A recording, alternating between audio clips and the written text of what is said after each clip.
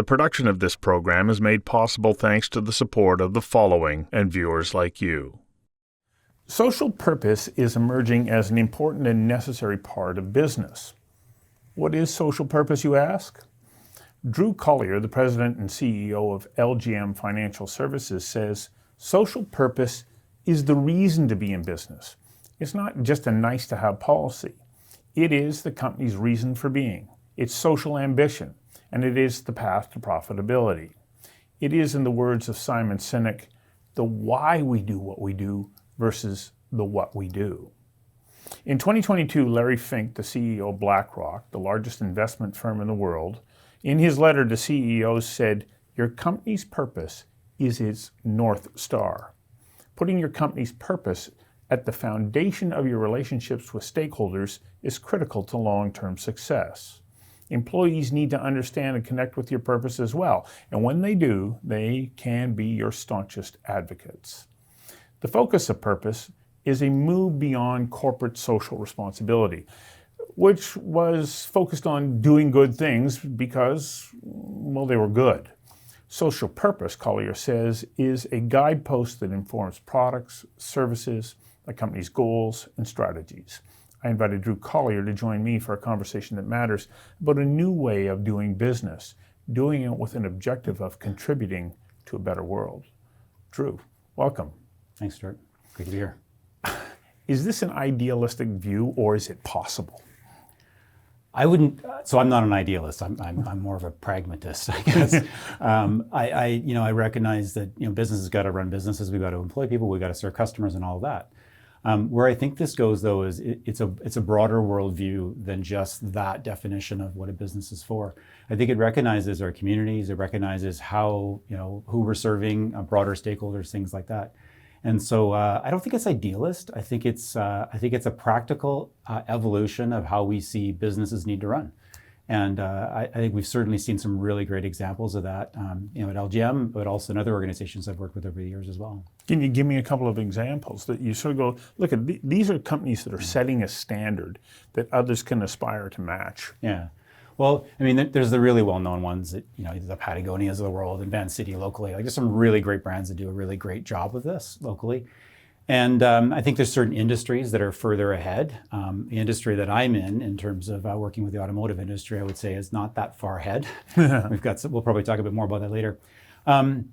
But yeah, there's some really great companies that have done some amazing work on this. And I'm by no means the trailblazer or the leader in this space. There's way smarter people that know this stuff and have lived this their entire career. But what I'm doing is I'm sort of applying parts of it to our business that make sense, that allow us to serve our customers better, to engage our employees better, to be more innovative in the way we think about how we go to business. And those have real practical, tangible benefits to running a business. So often I hear people talk about these programs or ideas in theory, but you're actually putting it into practice. What would be one example of how this social purpose has helped you to shape the product mix that you offer? Well, one example is a product that we've recently launched. It's not actually in BC yet. It's only running out of Ontario for compliance reasons at the moment, and just in the initial place for us to launch. And it's a product called Guardtree, guardtree.ca. What it is basically we're in the extended warranty business, and most of our business we partner with brands like a lot of the major brands, Kia, BMW, and others. And that part's great, but we've always recognized there is an opportunity for consumers who aren't buying a vehicle. Like a third of customers don't buy a vehicle from a dealership. They buy it privately. Right. They have no access to this product. And so we created Guardtree to allow access to that product. But we didn't stop there. We went a little bit further. We said, well, these are all going to be internal combustion engine cars. There's not going to be a lot of EVs sold on the aftermarket yet. What if we were to attach to the price of that policy, and it's a monthly pay policy for an extended warranty, what if we included the carbon offset? And so now we've got a mechanism for somebody buying a product that for good, valuable reasons, but you're also adding in a carbon offset on that product that makes that internal combustion engine more carbon friendly or more carbon neutral. We can't quite perfect the full offset on it because we don't know how much they're driving yet. But that's part of the concept on that product. It's still pretty new, but it's one example. We've tried to bring it to our product design. So I have a couple of questions about this. Yeah. Are you filling a gap that existed in the marketplace? Because as you say, there's so many people who buy aftermarket vehicles, and they have no warranty or access to an extended warranty. Yeah. Is that part of the social purpose because you're giving people a product that they can't otherwise easily access? Or is it the add-on of having the carbon offset? I hadn't thought about it from the first perspective, but you bring up an interesting point. Like consumers in that category didn't have access to those products that easily, so we probably are. That wasn't our main thinking though from a social purpose perspective. We identified a market need and an opportunity, just a pragmatic business opportunity. But then we also looked at it and said, how can we do this in recognizing our social purpose, which is around accelerating responsible mobility.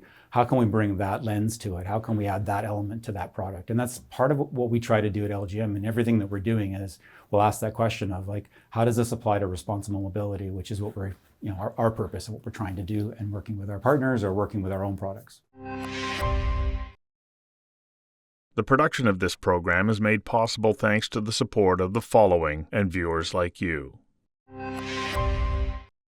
So what was the process of developing the product the way that it is with the carbon offset?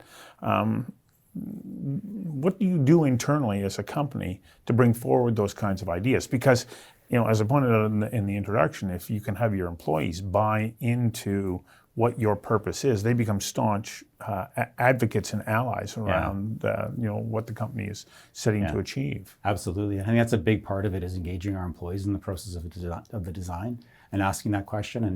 And it does a few things. One, you touched on a really important component, which is sort of I think if there's sort of 5 whys in my mind, there's 5 reasons why we do social purpose. One of them is the employee experience. And there's some good data out now. Like there wasn't originally when we started, but it's starting to emerge and show that I think some of the stats are like employees are 70% more engaged in the company they work for if they get an opportunity to do things that are more than just make the company money. If they're working on a broader purpose, engagement 70% higher, 40% more likely to stay with that company as well. And so there's some good reasons there for engaging your employees in these things that have good financial benefits to businesses as well. Well, yeah, lower turnover rate. Yeah. So how then do you go through that product development process? What does it look like? Because anybody could say, well, yeah, in theory I get it, but how do I do it? Yeah, I don't think it's that unlike any of the other. We have a product development cycle we have a series of product managers that will lead that. We have an individual leading this, Gurpreet, and he's fantastic at it. And the process that you go through is not unlike any other product, but you bring that additional lens to it in terms of like and ask that question, how will this contribute to the social purpose that we have? You still got to create a product that is compliant, that hits we have an actuarial team that has to price it.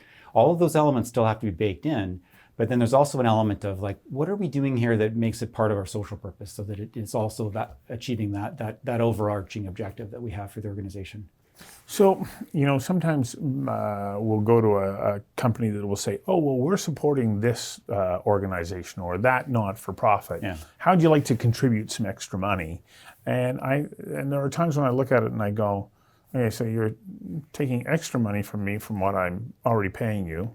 You're putting it into a pot, and then you're claiming look at how wonderful we are. We gave all this money to this organization, thanks to our customers, of course. Yeah. You're not talking about that kind of we've done that program. We've done that in the past. Yeah. We've had programs like that where we took $2 from every product that was sold and contributed to Canadian Cancer. Those programs work well, and I think those there's nothing wrong with those.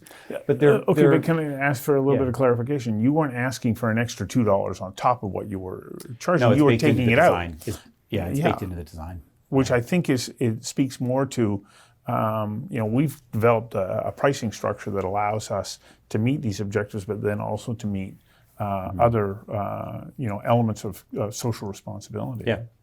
Yeah, it's kind of core to building the product from the ground up. Yeah. So this is really quite contrary to what many of us who kind of grew up over the last 40 or 50 years. I remember when I was in school taking an economics course and was told that the GM, General Motors CEO, said the reason that we're in business is not to build cars, it's to make money. Yeah. And you're saying that's outdated thinking. I think so, yeah. I think, and it's not an alternative to making money. I think there's nothing wrong with making money. We have to create sustainable businesses that can be here for the long run. But I think there's a broader view that businesses can and should take around why they're why they're in existence. Yes, we're also a community with employees that we're trying to serve and help them create opportunities for their career. We're also a broader ecosystem of our customers. And so what do we do to engage our customers in that social purpose? We've got lots of examples that we do that with some of our OEM partners as well. So I think it's taking a broader view than just that economic view of we're here to make money and often I think to put a negative spin on what you said, Stuart, and would be sometimes it's done at any cost. Right. And so, to heck with the environment, to heck with the community, we're going to focus on just making money until someone tells us we can't anymore, and then we'll find money elsewhere. And that's what I think we're seeing as a shift from companies that had that old philosophy to saying, no, you know what? If we're going to benefit from a successful community, what do we do to give back to the community to ensure it continues to be successful? Whether that community be our industry, in the case of LGM, where we're working with dealers, we're working with OEMs, or whether it be a Van City serving the local community and helping people with financial matters. So what I think is important about this is I've talked to a number of people who are early stages of their career right now, and in casual conversation they'll start to say, well, I think that capitalism has failed, that it's not a good way to go forward.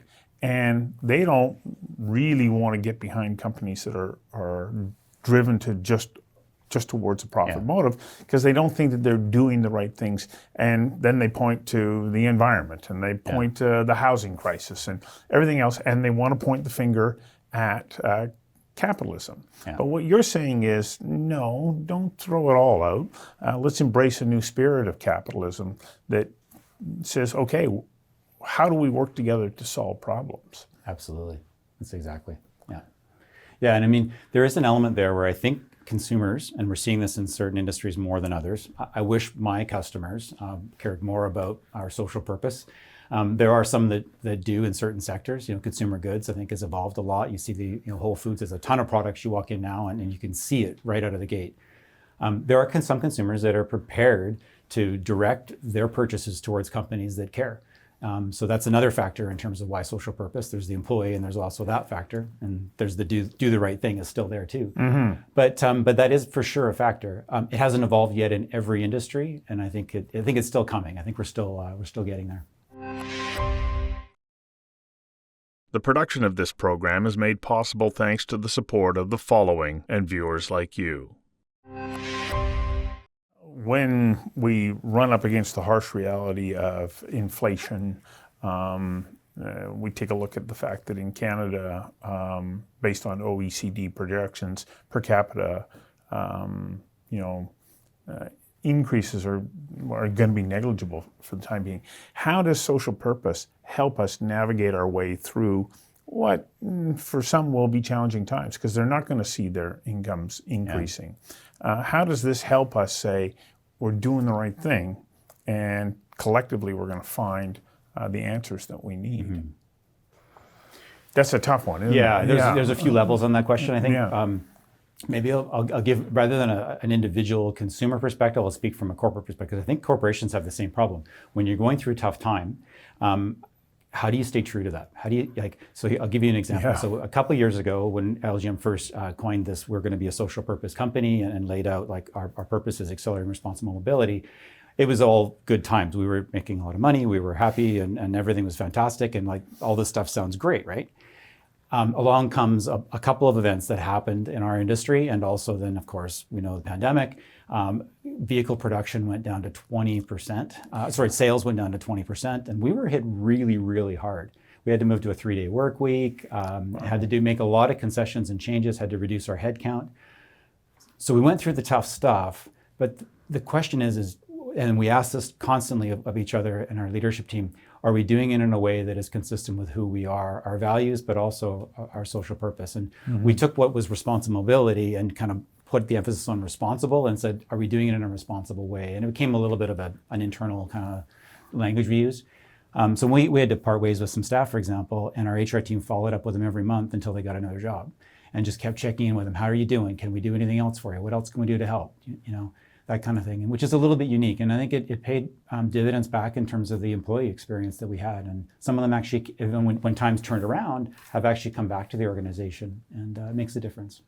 how hard was it at times to work your way, dance your way, I'm sure, through those very challenging and uncertain days? Yeah, it's hard. Any business leader who's been through a downturn, had to go through layoffs, had to really try to keep the company surviving. It's not easy to do. And then to add on top of that, the layer of like, are we going to compromise who we are and our values? It makes it a little bit harder, because sometimes there's easy things you can do where you wouldn't.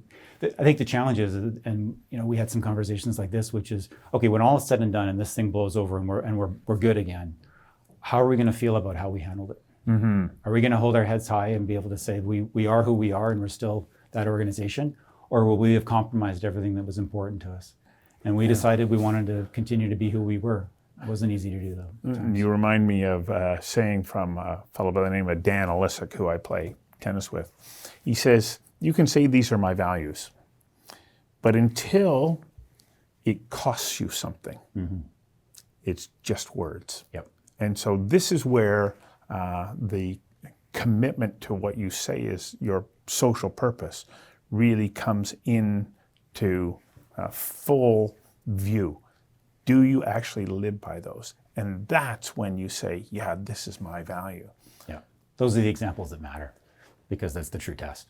Yeah. So the next part of it, and you sort of talked about this, is customers aren't always paying attention to that, saying, oh, good for you. I'm going to make sure. They're still looking for, well, what's the best deal for me? What role do we as consumers play if this is the kind of world that we want corporations and companies to live in? Do we have a role as consumers as well? Because let's not just point the finger at business. Yeah, absolutely. I think you're seeing a movement happening on that, where consumers are starting to ask, like, what's behind this product? Where are you sourcing your goods? What is your, and there's a lot of companies. We're not there yet. We're still on our evolution at LGM, but they're being very transparent about everything they do. Complete management of their supply chain and putting it out on their website and being very transparent with consumers. I think that's a great movement to go towards. And I think the more consumers start to ask and want to know, the more the companies are going to be needing to do that. We're working towards being able to do more of that. We're not quite there yet, but we've got a plan for that. That's sort of what's next for us. Okay, let me rephrase that a little bit. I'm saying, don't I as a consumer also have a responsibility that when I say, well, those are the values that are important to me, that when it gets down to crunch time, do I live those values as well? Because if we want companies to live that way, do we as consumers not also have to do the same? Yeah, I would agree. I think you do. It's hard because every individual has different values, right? And so that's complex and could go a lot of places with that, right? But I think you're right. I think consumers do need to start to ask the question of, okay, I'm going to save $5 by going this route, or I can buy a product that's more responsible here, and it's going to cost me a little bit, but is the marginal difference, contributing to that broader worldview of something that's more sustainable and a better outcome? And I get it. Like, we've all got budgets to manage. We've got to figure out what's right and what's not for us. So it's not an easy thing to do. But I think we're seeing a movement there where people are more and more asking for that. The production of this program is made possible thanks to the support of the following and viewers like you. So I also think, though, as a customer, if I have developed a good relationship with a company, and yes, maybe I'm getting pinched a little bit, and there might be a less expensive alternative that isn't living up to the standards that had attracted me to that company in the first place, I have a responsibility to go back to that company to say, I came to you for a reason, and I'm going to continue to support you. And if we work together this way, then there can be a much better collective. I'm sounding like the idealist here, but I think that this is what I think. We can't just expect corporations to be the only ones. We all live in this world together, and so if we want it from companies, we also have to be that way ourselves. Yep. Yeah, and I think you see it's different in different spaces. I worked for many years in financial services. In the early days, it was a screening. I worked closely with ethical funds, and so we would screen certain companies out, and you wouldn't invest in those companies. And then it started to migrate and move now towards a more activist movement, where it's like, okay, you don't have to cut them off your list. Could you work with them and have them change their behavior, change the way they're doing things? And that's been interesting to see that it's a little bit like I think you kind of described in your opening remarks, where it's the evolution of CSR. It's moved from corporate donations, then screening, and then sort of positive activism in terms of can we change the world, transparency and reporting. So there's a lot of elements to it, and I think social purpose is more the latest word that we're using to say it's a company that sort of is all in on all those things. Yeah, there was a bank that I had done some work with that really surprised me. They asked us to go out and produce a video about the citizen scientists that they supported within their own company. They had nothing to do with being able to treat water, but the way we treated water was very important to them. And they started this whole citizen scientist program that I believe ran across the country, and it was extraordinary. But what was most interesting to me is it didn't seem like it was doing anything to their bottom line, other than the fact that the employees who were engaged in this loved it and had a much stronger bond and loyalty to their employer. Yeah, and again, that goes back to one of those differentiators. One of the things that I geek out on a little bit maybe is around the strategy element of it. And so how do you figure out how your social purpose also feeds your strategy? And so like at LGM, for example, one of the things that we've tried to do is find opportunities to engage our partners, the OEMs, the brands that we work with, on topics related to driving responsible mobility. Because let's face it, our industry is not the best corporate citizen sometimes. We're part of an industry that makes vehicles. They have crashes and people get injured. They end up in landfills. The greenhouse gas emissions, all these things are not the best things in terms of UN Sustainable Development Goals. They're not positives, that's for sure. So what can we do to work with them and engage them to try to change things? So we look for opportunities like that. They're not always easy to find. They're not always open to working together. But certainly look for opportunities like that. And we've had a few examples that have been interesting. Well, didn't you have a maintenance program as well? Where, like, not just your extended warranty, but like, here's a maintenance program. Yeah, we do that. We do. And is maintaining a vehicle not one way to help to reduce its environmental footprint? Yeah, and we're changing some of the products we have to really fit for electric vehicle use, so that it makes it easier, to get into an EV and have those coverage as well. We've done things like we had a green dealer program where we tried to get off the ground. Didn't have a lot of success with that one. Probably a function of timing more than anything. We ran an auto dealers against distracted driving where we tried to get everybody to pledge not to drive distracted, and that had some good success, and it was fun. The one I love the most was we set up we worked with a company called H-Tech in North Vancouver. They do the hydrogen fuel cells. Yeah. And so H-Tech, there was a challenge. They had 3 automotive OEMs, Hyundai, it was Hyundai, Toyota, and Honda were wanting to bring hydrogen vehicles into BC and into Canada more generally. But there was no fueling stations. And so it was like a bit of a chicken egg thing. Like, how are you going to do this? And so we brought Industry Canada, the OEMs together, H-Tech together, and some of the universities. And we said, look, let's figure out how to do this. What do you need to do? And we put some seed money to help get it off the ground. The cool thing about that story, Stuart, was it ended up building relationships with an OEM that we ended up getting business with. And so it kind of comes full circle. Like we went into that with no expectations other than like, cool, let's work with our partners and see what we could. No, they weren't even our partners; they were prospects at the time. Yeah. Work with them and see where it goes. And then fortuitously, it ended up that we ended up picking them up as a customer at the end of it. So that's where I think you see some of the benefits of this coming together. That you can enter into these projects that are not about a contractual arrangement. It's more about how can we work together to better the industry, and then you come out of it with some good business.